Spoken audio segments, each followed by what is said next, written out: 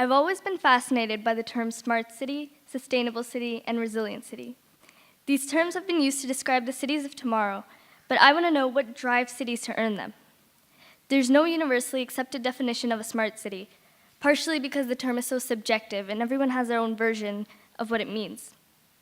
Today, I'm here to describe my definition of a smart city and how it can be achieved through modern urban planning and the implementation of thermoelectric roads. Toronto, being Canada's largest city and fourth largest in North America, is home to a diverse population of 2.8 million people. It has a distinct reputation of being this hub of technological innovation. I remember visiting the downtown core as a child and being fascinated by the immense amount of diversity, culture, and drive. Its congestion to me signaled economic prosperity and was a proud indication of what Toronto stood for. When I began my studies at Ryerson School of Urban and Regional Planning, I was trained to think of the downtown core as my own personal lab where I could conduct investigations at a neighborhood scale. This gave me the opportunity to focus on different urban issues, such as automobile congestion, an issue that caught my eye during 2-hour daily commutes from Vaughan and faced by almost everyone visiting Toronto. Now, automobile congestion has been an issue since the 1950s and 60s, since there was a rise in infrastructure and as a result of the rise in vehicular transportation. During this time, the car was the future, and infrastructure development was solely focused on catering to the needs of drivers. Currently, it's estimated that about 250,000 automobiles travel in and out of the downtown core every day, causing infrastructure deterioration, pollution, and congestion. As a city, we've been doing our best to solve the congestion issue with somewhat unsuccessful attempts.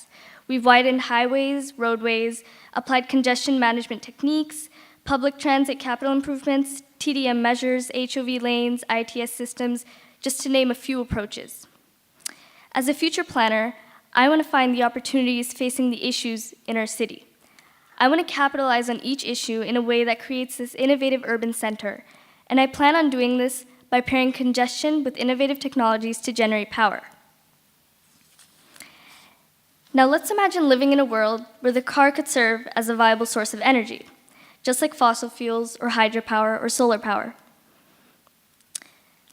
This would allow Toronto to reach its goal of sustainability and allow Ontario and put Ontario on the cutting edge of science. The idea is to take the infrastructure provided for cars and the cars to create the sustainability measure in which we can harness energy from the movement between cars and roads.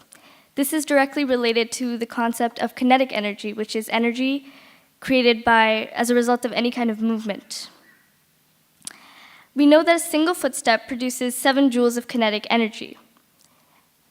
Now, if I've done my mathematics correctly, if we take 250,000 automobiles and 5,600 kilometers of infrastructure, that gives us about 375,000 kilojoules of energy per day. That's a lot of energy.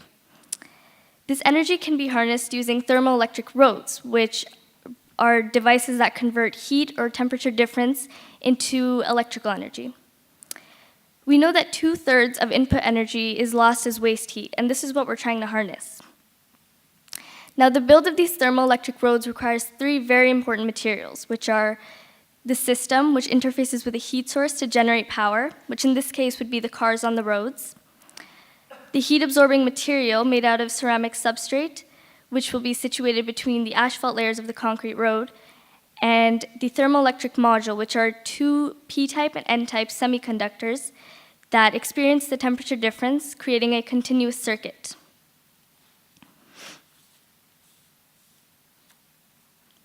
One second, sorry. The entire build of these roads is meant to promote efficiency and an alternative power resource which can be used to solve economic, physical, and social issues. Issues such as investment into alternative power resources, or the construction of power plants, or the displacement of citizens during the construction of these power plants can be prepared for and mitigated. By implementing these thermoelectric roads, we can use the energy to power streetlights, heat buildings, power signs, and much more. This is a project that can be implemented today because the technology already exists, making it a feasible option for Torontonians. As people who live and work in the city, and as people who hold a profound connection with Toronto and have the utmost respect for its character, building a healthy city should be our primary goal using innovative technologies.